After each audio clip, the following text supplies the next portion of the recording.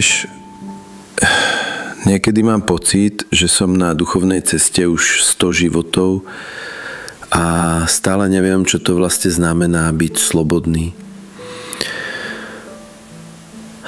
Niečo vo mne túži, ale zároveň všetko vo mne bojuje. Čo to je? Prečo mám pocit, že keď sa priblížim k pravde, niečo ma strhne späť do hlavy? A niekedy mám dojem, že to, čo hľadám, už bolo vo mne.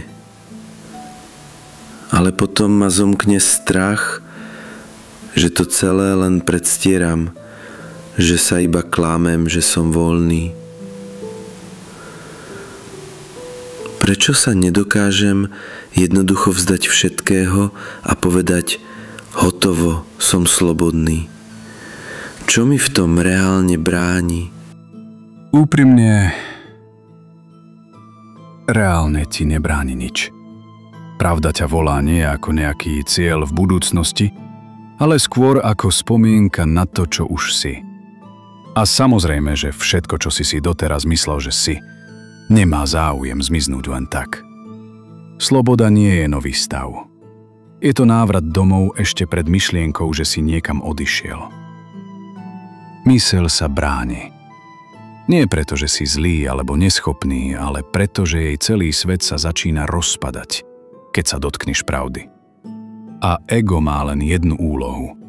Chrániť svoju ilúziu prežitia, aj keď tým popiera tvoju pravú podstatu.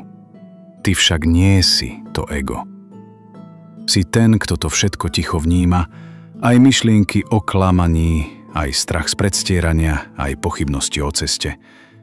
To všetko sa deje v tebe, ale ty sa tohto diania nemusíš vôbec dotýkať. Ja v podstate nehľadám niečo nové. Ja sa len snažím spomenúť si na to, čo už som, ale prečo to stále bolí? Prečo sa z toho neviem len tak vynoriť a povedať, už to mám? Lebo si zvykol veriť, že ty si tá bolesť. A keď sa jej vzdávaš, máš pocit, že zomieraš. Ale to len ego kričí. Bez môjho príbehu nie som nič. Pravda je jednoduchšia, než si dokážeš predstaviť. Ale myseľ má záujem na tom, aby bola zložitá. Aby mohla skúmať, analyzovať, vylepšovať. Ale ty, ten pravý ty, nepotrebuješ byť lepší. Nepotrebuješ byť osvietenejší. Len byť teraz. Chápem to správne, že keď sa zastavím a nebežím ani za pravdou, ani od bolesti, vtedy už som tam? Už si tam. Bolo to vždy tu. Len si myslel, že musíš niekam dôjsť. A to bola najväčšia ilúzia. Teraz len buď ticho a všímaj si tú zjavnosť toho, čo zostáva.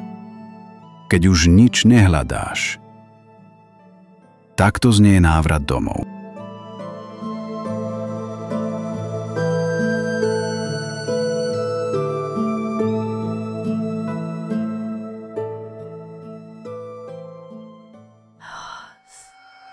That